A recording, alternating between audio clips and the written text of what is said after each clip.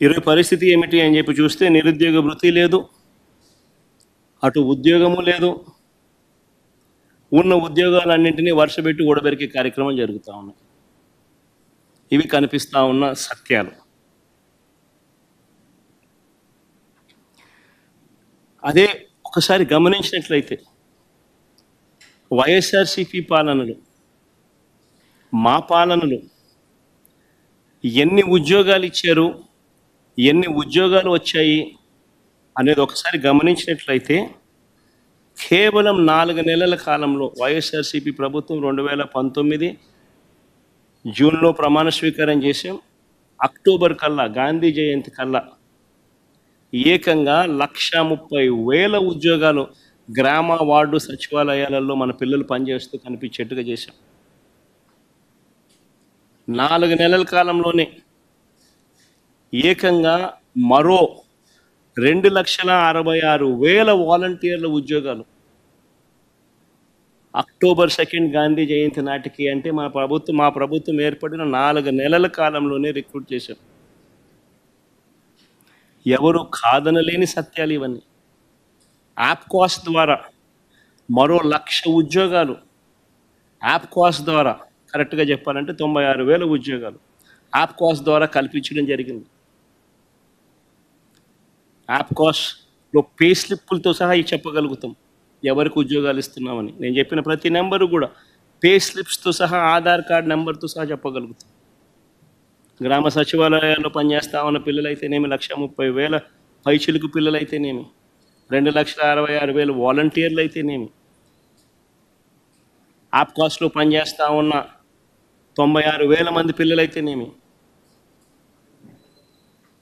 RTC విలీనం ద్వారా 58,000 మంది ఆర్టీసీ ఎంప్లాయీస్కి రెగ్యులరైజ్ చేస్తూ వాళ్ళందరికీ తోడుగా ఉండే కార్యక్రమం అయితేనేమి,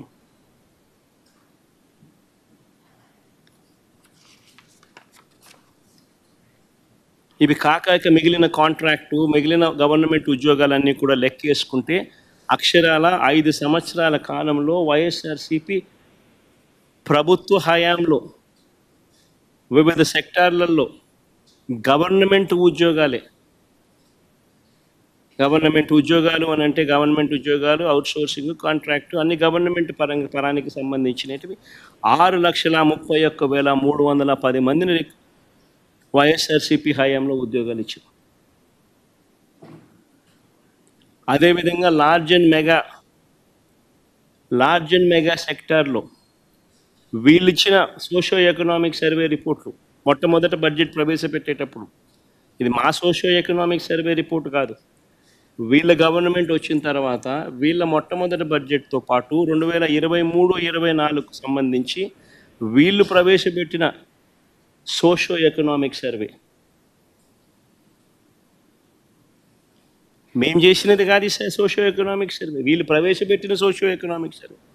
వీళ్ళ ప్రకారమే లార్జ్ అండ్ మెగా ఇండస్ట్రీస్లో 1,02,000 ఉద్యోగాలు ఇవ్వడం జరిగింది.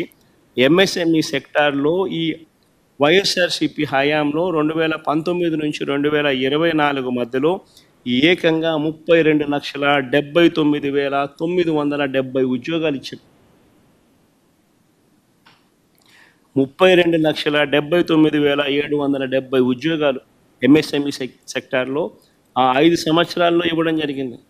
మొత్తంగా వైఎస్ఆర్సీపీ 5 సంవత్సరాల పాలనలో అటు గవర్నమెంట్ ఉద్యోగాలు అయితేనేమి, లార్జ్ అండ్ మెగా ఇండస్ట్రీస్లో అయితేనేమి, ఎంఎస్ఎంఈ సెక్టార్స్లో అయితేనేమి, మొత్తానికి ఆ 5 సంవత్సరాలలో 40 లక్షల పైచిలకు ఉద్యోగాలు ఇచ్చినట్టుగా ఆధార్ కార్డ్ నెంబర్లతో సహా చెప్పగలిగే పరిస్థితిలో ఉంది. సోషో ఎకనామిక్ సర్వేలో నేను చూపించే సోషో ఎకనామిక్ సర్వే మా ప్రభుత్వంలో మేము చేసినది కాదు. చంద్రబాబు నాయుడు అధికారంలోకి వచ్చినాక తాను మొట్టమొదటి బడ్జెట్ ప్రవేశపెట్టేటప్పుడు తాను రిలీజ్ చేసిన సోషో ఎకనామిక్ సర్వే, తన హయాంలో రిలీజ్ చేసిన సోషో ఎకనామిక్ సర్వే.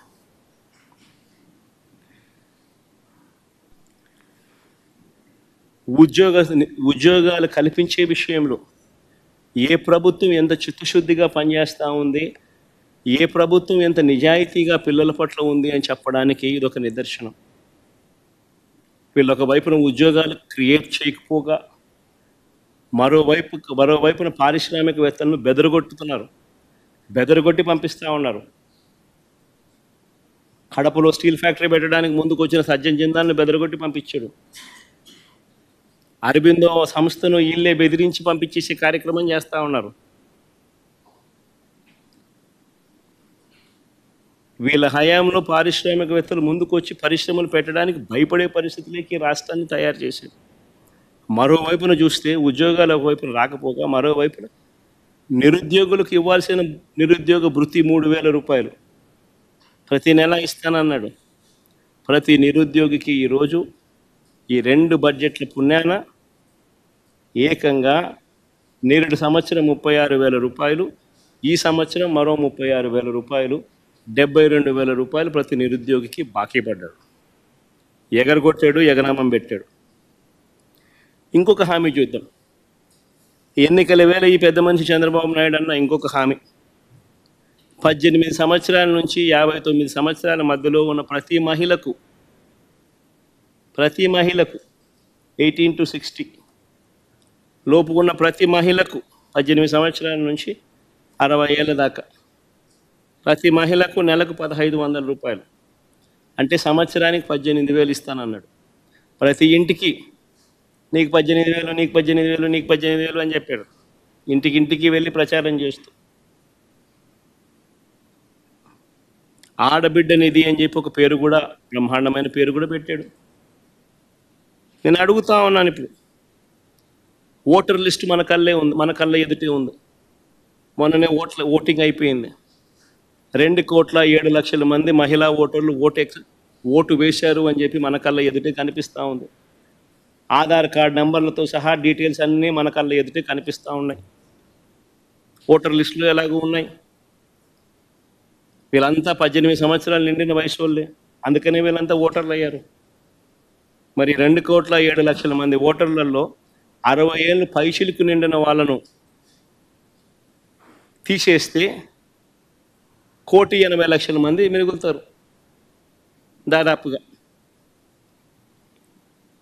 మరి 1,80,00,000 మందికి సంవత్సరానికి 18,000 రూపాయలు చొప్పున కేటాయింపులు చేస్తే 32,400 కోట్ల రూపాయలు కేటాయింపులు చేయాలి. నేరుడు బడ్జెట్లో కేటాయింపులు 0.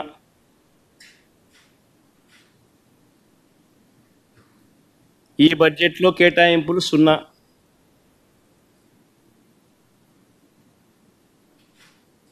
అంటే ప్రతి మహిళకు చంద్రబాబు నాయుడు పుణ్యాన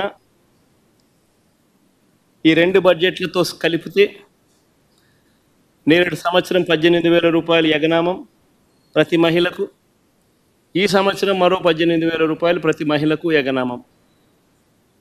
ప్రతి మహిళకు చంద్రబాబు నాయుడు 36,000 బాకీ ఉన్నాడు.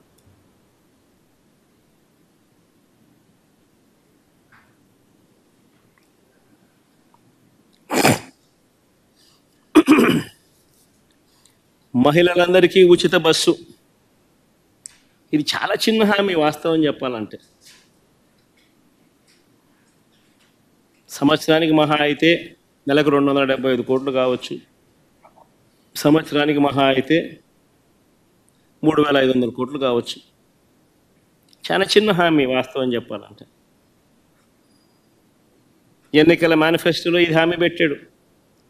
ఫస్ట్ ఇయర్ అయిపోయింది, ఎగరగొట్టేశాడు. మళ్ళీ 2వ సంవత్సరం, మళ్ళీ ఈ సంవత్సరం బడ్జెట్లో చూస్తామా అంటే కనిపించడం లేదు. ఈ సంవత్సరము ఎగనామే. మా రాయలసీమలో ఉన్న మహిళలందరూ ఎదురు చూస్తున్నారు. విశాఖపట్నం పోయి రావచ్చు కదా, పోయి చూసి రావచ్చు కదా, బాగుంటుంది కదా అని చెప్పి. కర్నూలు, విజయనగరము, శ్రీకాకుళము, ప్రకాశము, అనంతపురం, నెల్లూరు, వీళ్ళంతా మహిళలు ఎదురు చూస్తున్నారు. విజయవాడ, గుంటూరుకు పొద్దున పోయి సాయంత్రం రావచ్చు కదా, చూసి రావచ్చు కదా, అమరావతి కడుతున్నాడు కదా, ఎలా ఉందో చూసి రావచ్చు కదా అని చెప్పి. ఉచిత బస్సు పెడితే ఉచితంగా ప్రయాణం చేసి రావచ్చు కదా, ఎక్కడికి పడితే అక్కడికి పోవచ్చు కదా, విహారయాత్రలకు పోవచ్చు కదా, చూసి రావచ్చు కదా, విశాఖపట్నం దగ్గర నుంచి, విజయవాడ దగ్గర నుంచి, గుంటూరు దగ్గర నుంచి అందరూ చూసి రావచ్చు కదా అని చెప్పి అందరూ ఎదురు చూస్తూ ఉన్నారు. కానీ ఈ పెద్ద మనిషి ఏమో ఇటువంటి చిన్న హామీని కూడా నెరవేర్చడంలో మాత్రం ఈ చంద్రబాబు నాయుడు అనే వ్యక్తి తన నైజాన్ని చూపిస్తా ఉన్నాడు. నేరేడు సంవత్సరం 3,500 కోట్లు ఇదే మహిళలకు బకాయిలు ఎగరగొట్టాడు, ఎగనామం పెట్టాడు. మళ్ళీ ఈ సంవత్సరం మరో 3,500 కోట్లు. అంటే మహిళలకు ఫ్రీ బస్సు పుణ్యం, ఫ్రీ బస్సు రూపేణ మరో 7,000 కోట్ల రూపాయలు చంద్రబాబు నాయుడు బాకీ పడ్డాడు, ఎగరగొట్టాడు.